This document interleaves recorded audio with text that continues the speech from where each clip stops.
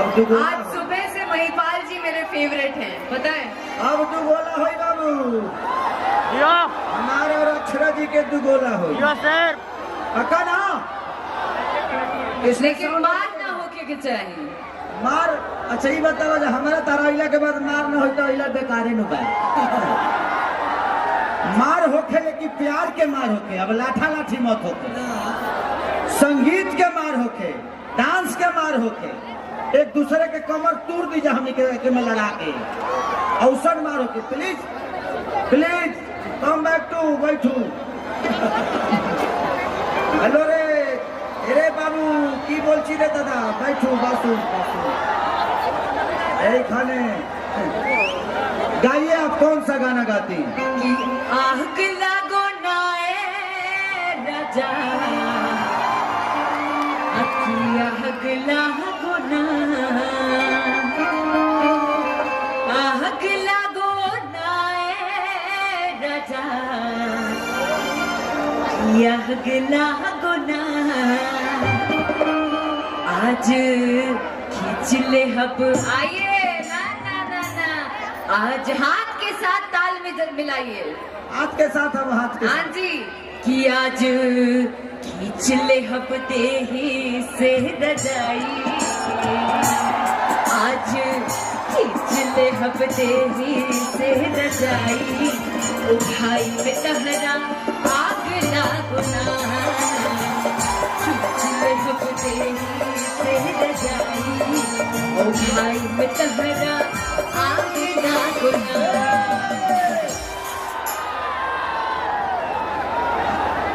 कि दम धारा ये हो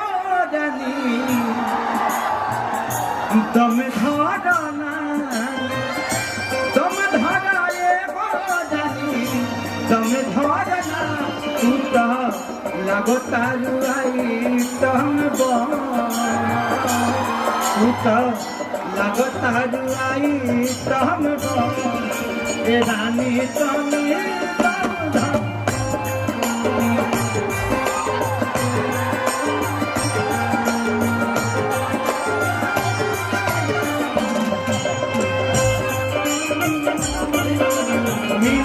तुम तो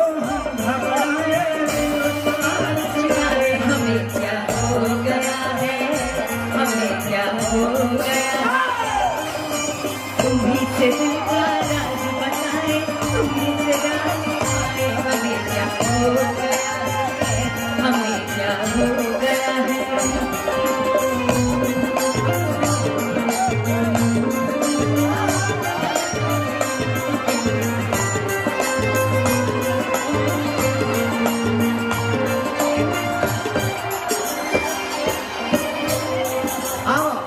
देहिया में देह अभी जा जा काहे गड़बड़ाए महाराज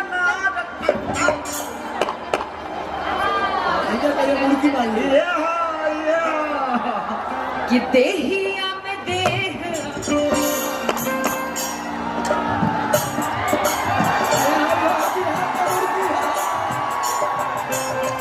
देहिया में देह अभी जन तू सतावा दूर कहे भागा तारू नियरा तुआवा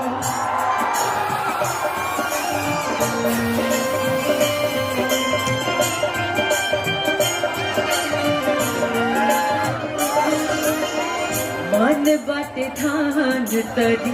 ओरा में तावा सुनाए करे जा जनिए ताना सतावा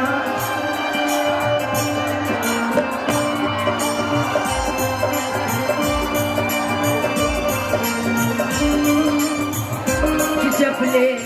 चरकी न पलंग के पलाई जब ले चरकी न पलंग के पलाई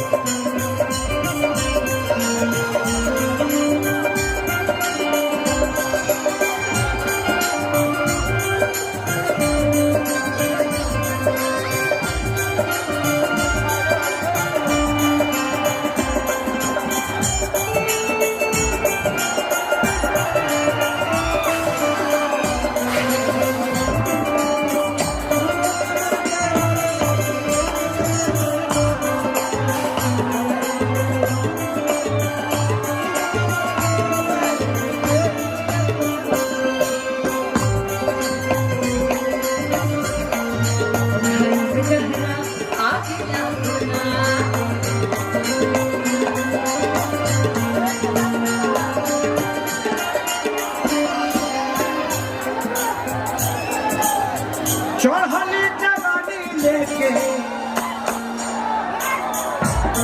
जिया जिया बोलो चढ़ल जवानी लेके ऐलू तेलंगाना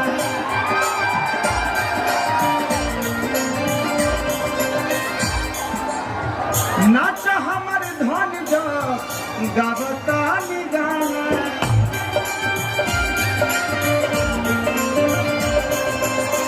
नाच हमर धन जो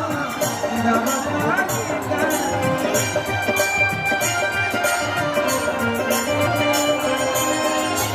बाबे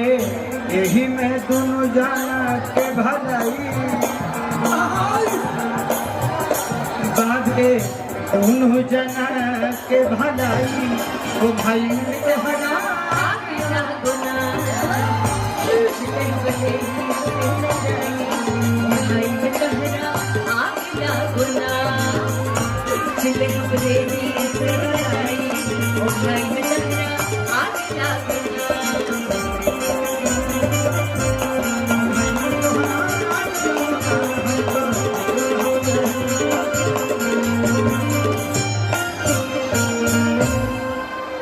अब महिपाल रेडी सर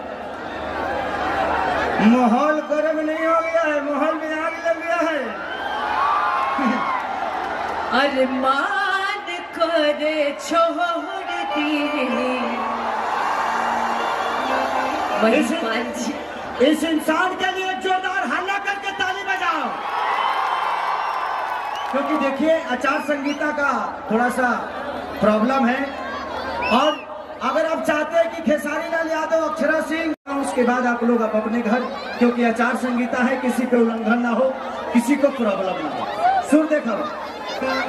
हमारा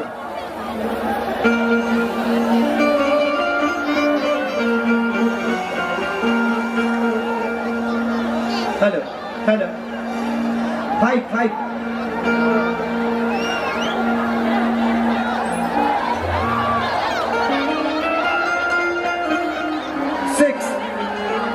6 कि कैसे कही कि जान तू बदल जाइबू हो